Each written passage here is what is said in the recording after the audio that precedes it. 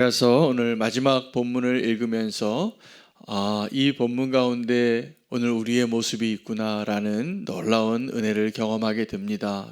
그 모습은 그 예루살렘을 치러 올라왔던 모든 이방인들이 여호와의 초막절을 지내게 될 것이라는 하나님의 예언 때문에 그렇습니다. 오늘 이 스가랴가 기록한 그 선지자의 관점에서 본다면 이방인이었고 또 예루살렘을 치러 올라온 이방 민족들과 다름이 없습니다. 근데 하나님께서 마지막 날에 이루실 이 모든 회복의 모습은 이방인들까지 다 초막절을 지내기 위하여 여호와의 성전을 찾는 자가 될 것이라는 것입니다. 유다의 선지자들 가운데 이 초막절을 온전히 지내는 것이 그렇게 어려웠던 것 같습니다. 그래서 그 온전한 초막절을 지내는 것이 그 시대의 부흥의 증거였습니다. 온전한 초막절을 지내는 것, 온전한 예배의 회복을 누리는 것, 온전한 구원의 기쁨을 누리는 것이 그 예루살렘과 유다 사람들의 회복의 증거였는데, 오늘 이 스가랴서의 예언은 그 유대인들이 이스라엘이 초막절을 지내는 것이 아니라 이스라엘을 치러 왔던 이방인들이 초막절을 지내게 될 것을 예언하고 있거든요. 누구의 모습일까요? 오늘 저와 여러분의 모습입니다. 오늘 우리가 동방의 조용한 나라였죠. 복음의 관점에서 저 땅끝에 있었던 민족이었던 시절이 불과 100여 년 전이었습니다. 그런데 우리가 이렇게 하나님을 예배하는 나라가 되고 예수님 잘 믿는 복음의 그 은혜로 이 나라가 이렇게 하나님의 은총을 입은 나라가 된 것은 하나님의 축복이 아닐 수 없습니다. 게다가 우리가 오늘 이렇게 주님을 예배하는 그 예배자의 모습으로 초막절을 지내고 그 예배와 기도의 자리를 사모하는 모습으로 나오게 되어지는 것은 오늘 이 예언의 성취와 동일합니다. 여기에서 하나님의 큰 구원의 그림을 우리는 발견할 수 있어야 합니다. 로마서에 이 하나님의 구원의 계획을 다 깨달았던 바울이 아주 정확하게 오늘 이 스가랴서에 이루어져야 할 일들에 대해서 복음의 관점으로 설명해 준 내용이 이러합니다. 하나님의 택한 백성 유대인들이 하나님을 떠나서 반역하고 실패합니다. 그래서 그들의 실패가 이방인들에게 기회가 되어지는 것이죠. 그래서 이 유대인들에게는 남은 자가 있겠고 완전히 멸하는 것이 아닙니다. 그리고 그 유대인들이 실패한 그 기회 때문에 이방인들이 하나님께로 돌아와서 이 돌 감람나무가 참 감람나무에 접붙이는 놀라운 은혜를 주시겠다는 거예요. 그리고 이 이방인들의 구원에 충만한 수가 찰 때까지 이 유대인들이 시기하게 될 정도로 하나님을 떠나 있게 되는 거예요. 아무리 하나님 말씀을 들어도 돌아오지 아니하는 마치 이방인과 같은. 그래서 하나님께서 뭐라고 이야기하시냐면 그 누구도 하나님의 은혜 안에 들어가는 자가 없게 하시려고 유대인이나 이방인이나 모두 다 하나님의 은혜로만 구원받게 하려고 하는 하나님의 그 구원의 방법으로 모든 사람이 은혜를 경험하게 하실 것이라는 것입니다. 오늘 그 하나님의 은혜를 상징하는 단어가 하나 나오는데 비입니다. 한번 보시겠습니다. 17절에 땅에 있는 족속들 중에 그 왕 만군의 여호와께 경배하러 예루살렘에 올라오지 아니하는 자들에게는 비를 내리지 아니하실 것인즉. 이 비는 하늘에서 이른 비, 늦은 비, 농부에게 있어서 그 추수하기 위하여 이 비가 내리지 않으면, 여러분 요즘 우리는 그래도 잘 비닐하우스도 있고 물 대는 것도 아주 과학적으로 현대적으로 시설이 잘 설비된 곳에서 농사를 짓는 분들이 많이 있지만 아직도 이 하늘을 바라보면서 농사를 짓는 사람들이 이 세계에는 많이 있을 겁니다. 좀 개발도상국이나 어려운 나라에서는 비가 내리지 않으면 그렇게 안타까울 거예요. 이번 해에 추수를 하려면 비가 꼭 내려야 되는데 얼마나 간절하겠습니까?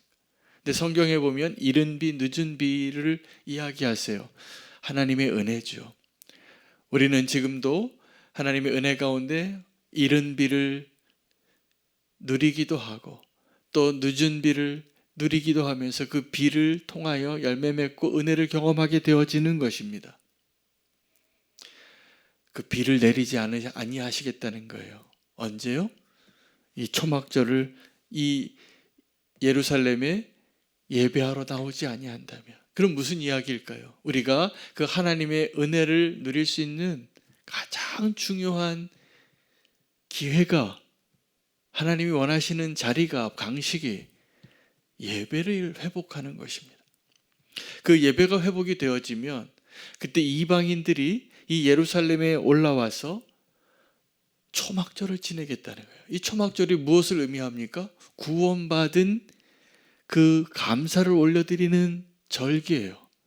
우리가 애굽에서 이렇게 노예로 살았는데, 우리가 광야의 땅을 이렇게 지나갔는데, 이제 이 약속의 땅에서 그 하나님의 구원을 기념하는 절기, 그 초막절을 누가 지키게 되냐면 이 예루살렘을 치러 온 이방인들조차도 다 초막절을 지내게 하겠다는 거예요.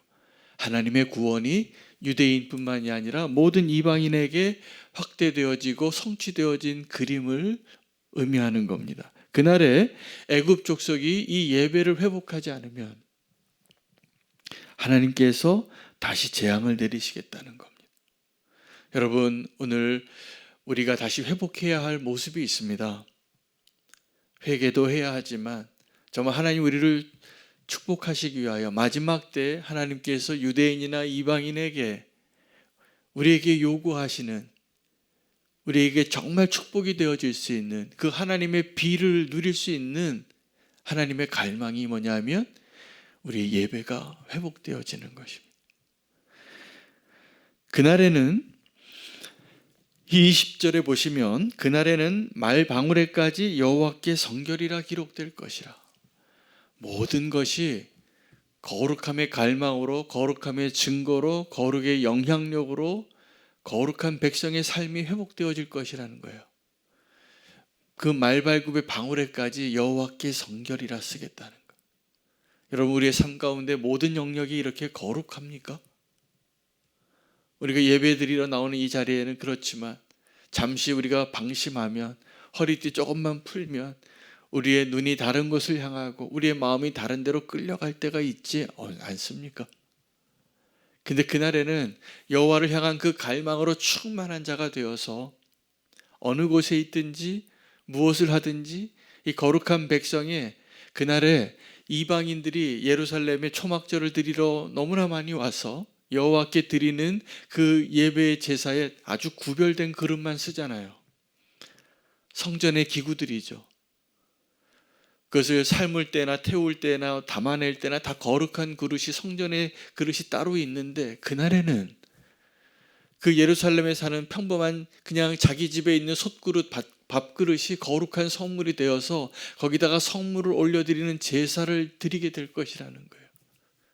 우리 예배가 회복이 되어지면 우리의 삶 전체가 그 말발굽에 달린 방울에조차 여호와께 성결이라고 기록하여서 거룩한 삶을 살아내는 그 놀라운 은혜의 모습이 되어질 거라는 것입니다. 성령의 역사입니다.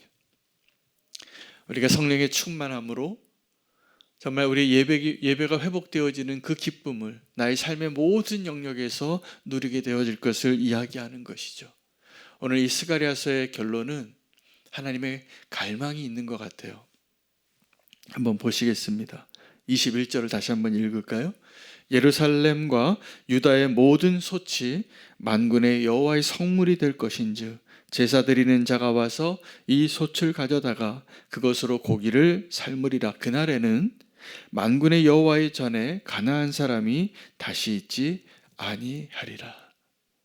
그날에는, 그 만군의 여호와의 전에는 가나안 사람이, 이방인 사람이 하나도 없을 것이라는 거예요. 다 하나님의 백성이 되고 거룩한 백성이 될 것이라는 것입니다. 오늘 그 소망으로 주님 앞에 나아가기를 원합니다. 나의 삶의 모든 영역이 거룩한 백성이 되기를 원합니다. 그것을 위해서 우리에게 필요한 것은 예배의 회복이에요. 초막절을 회복하라는 거예요. 우리의 구원의 기쁨을 회복하는 거예요. 그 기쁨으로 이 예루살렘의 모든 사람들이 찾아올 것이 하나님의 계획이에요. 유대인이나 이방인이나 유대인이나 헬라인이나 구별하지 아니하고 누구든지 주의 이름을 부르는 자는 구원을 얻으리라. 하나님의 그 은혜의 비를 갈망하며 오늘 우리가 다시 한번 이 고백으로 기도하며 오늘 기도할 수 있으면 좋겠습니다.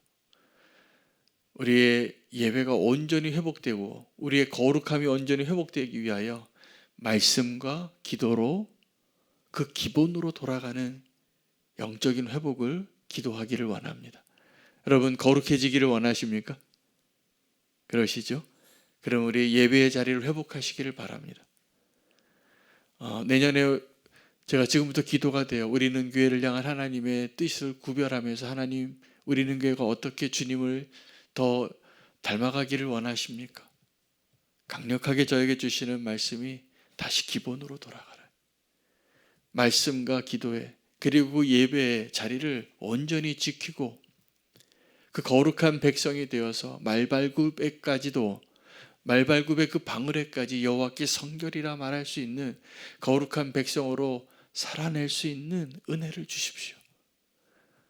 부흥이 거기에서 시작이 될 것입니다.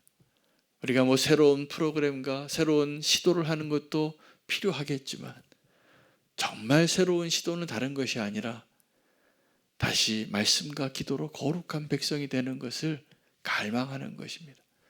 우리의 입술에 말씀이 있고 우리의 생각에 십자가의 복음의 능력이 있고 우리의 삶에 말발굽의 방울까지 거룩하게 하려고 하는 그 갈망이 있을 때 하나님께서 그 예루살렘에 다시는 가나안 사람이 없게 하리라. 우리 안에 있는 모든 이방인의 흔적들을 다 지우시고 하나님이 기뻐하시는 주의 백성 삼게 하시리라 믿습니다.